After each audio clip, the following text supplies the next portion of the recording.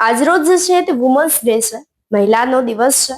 ત્યારે જે છે તે ગાંધીનગર ખાતે મહિલાઓ દ્વારા સરકાર સામે હવે વિરોધ કરવામાં આવ્યો હતો. ખાસ કરીને શિવસેનાની મહિલાઓ દ્વારા જે છે તે સરકાર સામે બાયો ચડાવવામાં આવી હતી. શું છે સમગ્ર મામલો તેની વિગતવાર ચર્ચા કરીએ. નમસ્કાર, આપ જોઈ રહ્યા છો ન્યૂ ભારત ન્યૂઝ અને હું છું આપની સાથે વલ્લરી વ્યાસ.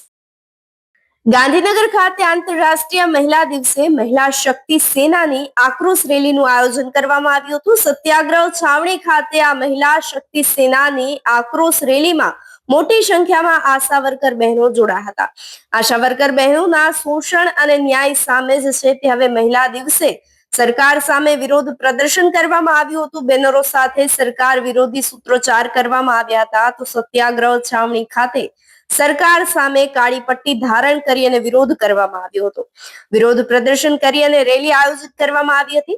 તે પહેલા જ છે તે ગાંધીનગર પોલીસ દ્વારા તમામ આશા વર્કર બહેનોની જે છે તે અટકાયત કરી લેવામાં આવી છે.